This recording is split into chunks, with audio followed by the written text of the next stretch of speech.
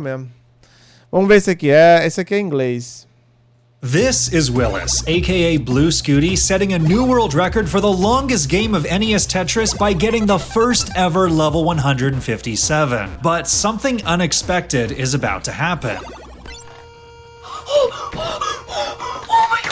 He just became the first person ever to trigger a game crash, reaching the true kill screen, which is by far the biggest achievement in the 34-year-old history of the Pro Classic Tetris scene. So why is this such a big deal? And can a record like this ever be broken? To answer both those questions, we need to go back and start with the first unbeatable barrier in the game. In NES Tetris, released for the Nintendo Entertainment System in 1989, the goal is to assemble falling blocks to clear complete lines. For every 10 lines cleared, you move up a level and the speed gets a little bit faster. The fastest... Mano, eu não sei porquê, mas o texto desse cara tá exatamente igual ao do cara que a gente viu em português, né? Assim, estranhamente igual, né? Estranhamente igual, mas beleza.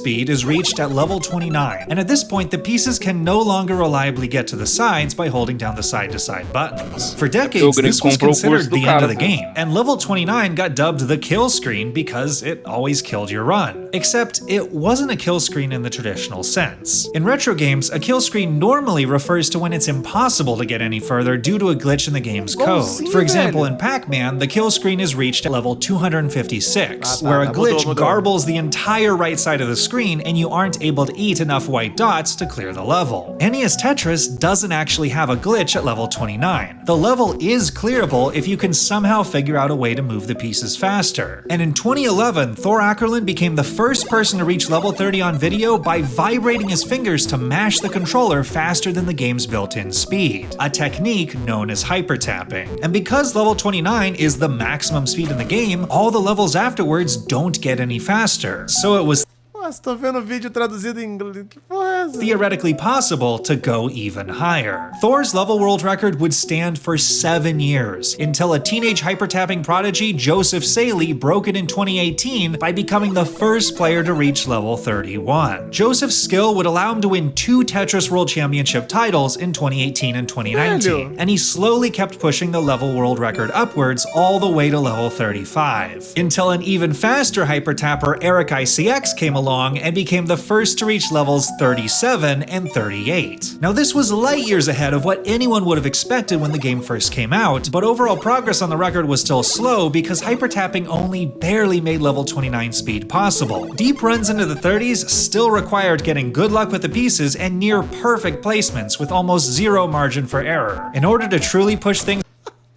Caralho, meu irmão. Altamente inspirado, hein, velho?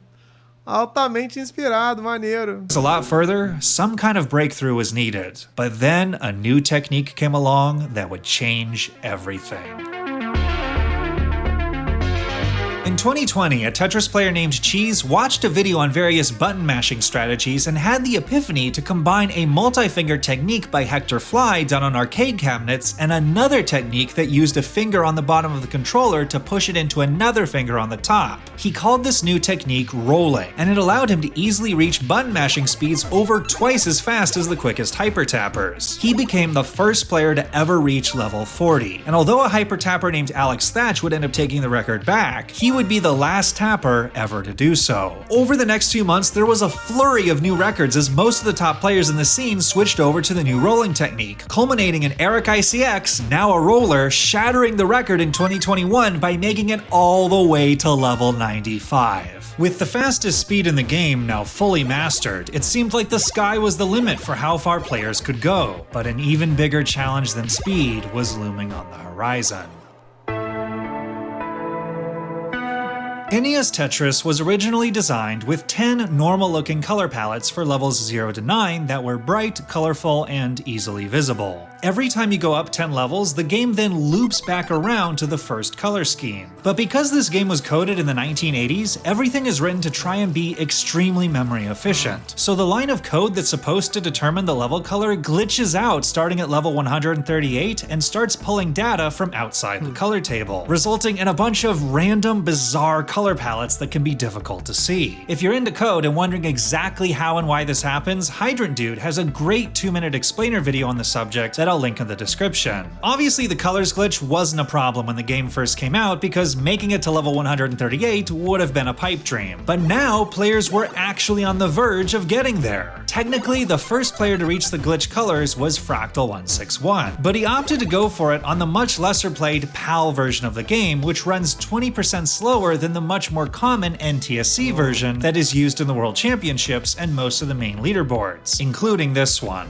Eric ICX became the first person to achieve glitched colors on the NTSC version, impressively managing to get it in an actual tournament match and making it all the way to level 146 before a particularly dim level caused him to top out. He ended up winning the 2022 World Championships a few months later. But now the combination of challenges with visibility and sheer endurance were starting to seriously slow down progress again, as Eric's world record game had lasted nearly 40 minutes. It took over a year before anyone was able to get past the dim level that had taken out Eric, and when a player named Pixel Andy finally managed to beat it, he got taken out by an even more difficult level featuring pieces that were nearly pitch black. Wait, the colors!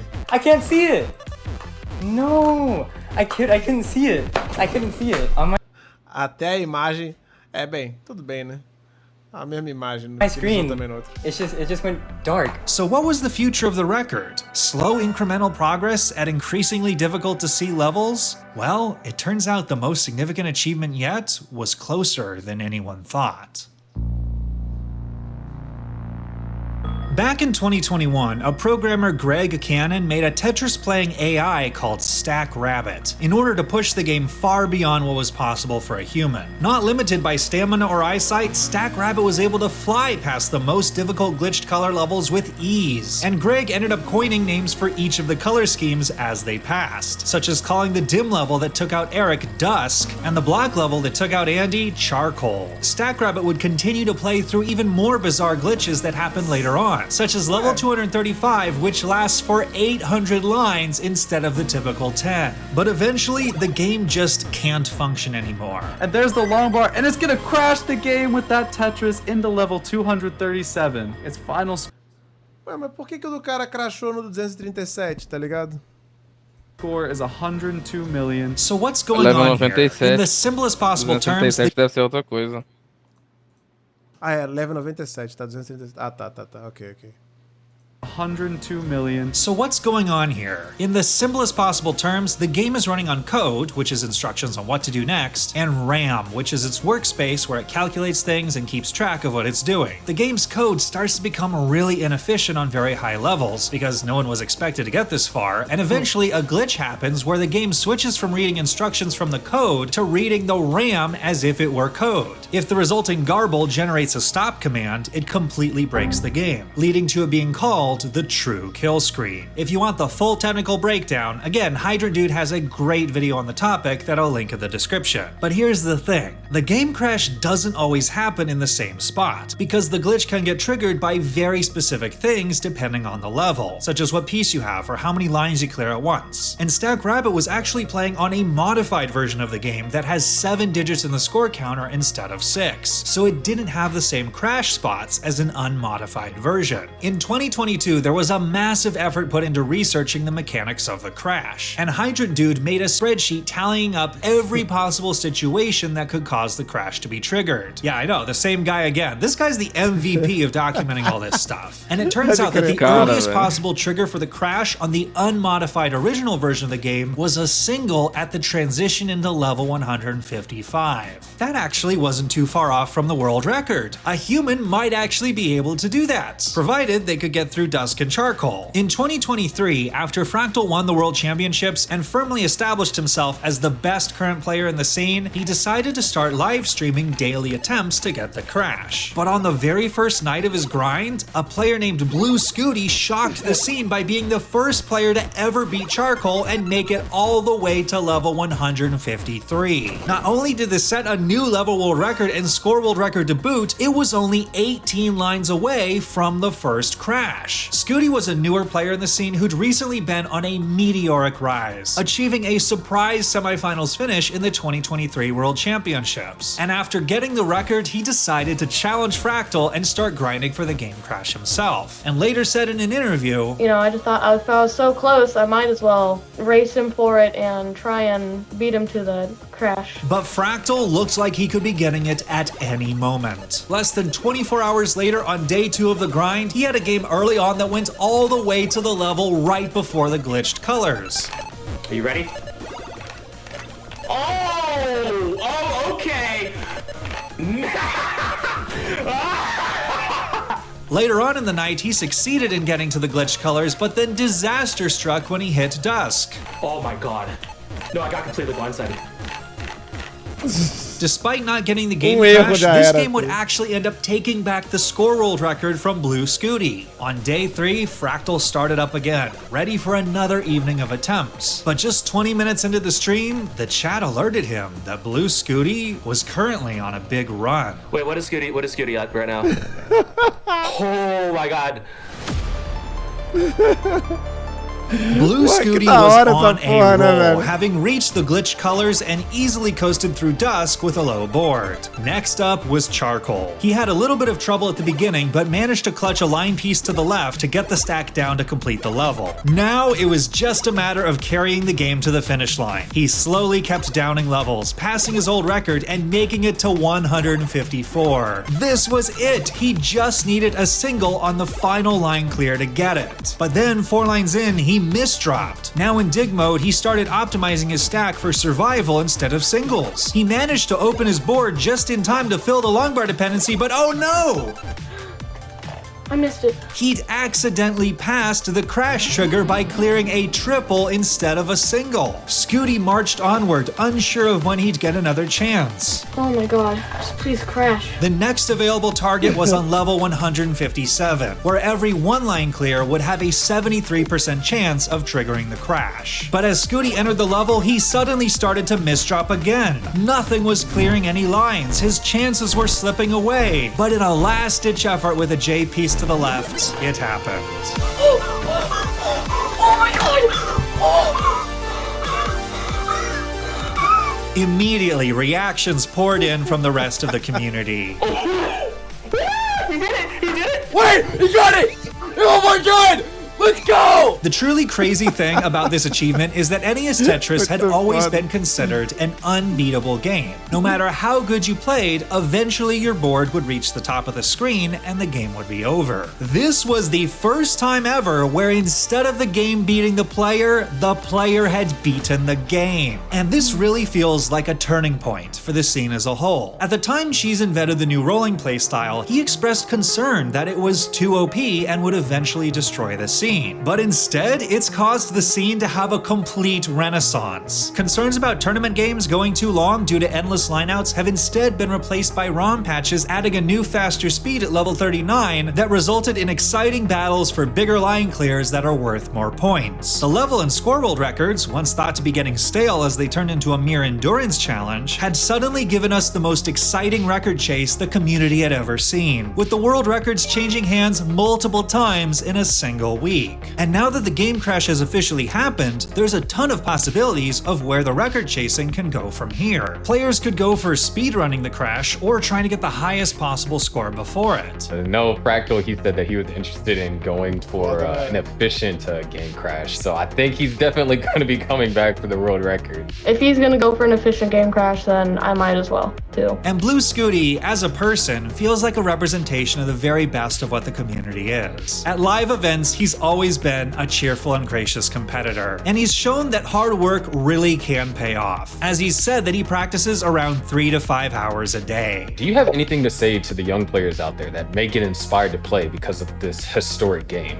If you set your mind to something and you put work into it, most likely you will get it if you try hard enough. His first place finish at the Kansas City Regional Championship this past month was his first live tournament victory. And if you'd like to see him play live again, his next appearance will be at the Heart of Texas Regional Championship in just a few weeks. But one final question remains. After the game crash, is there any major milestone left to achieve in the game? As it turns out, the answer is yes. What if, instead of intentionally trying to get the crash as quickly as possible, you instead try to avoid it? Just how far could you possibly get?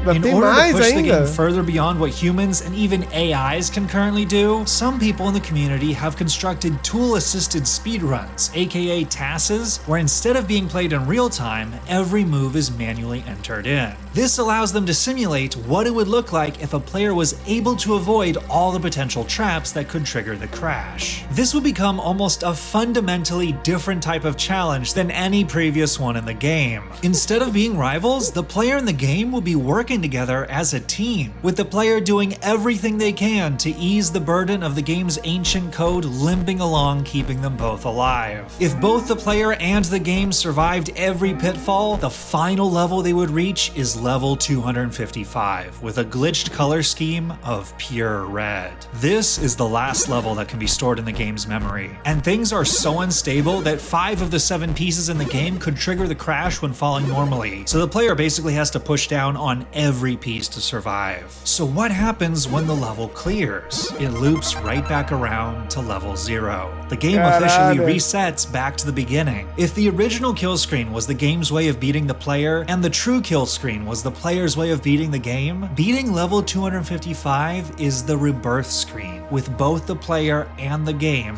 emerging triumphant together. If it can be done someday, it will be the ultimate final achievement of the original game.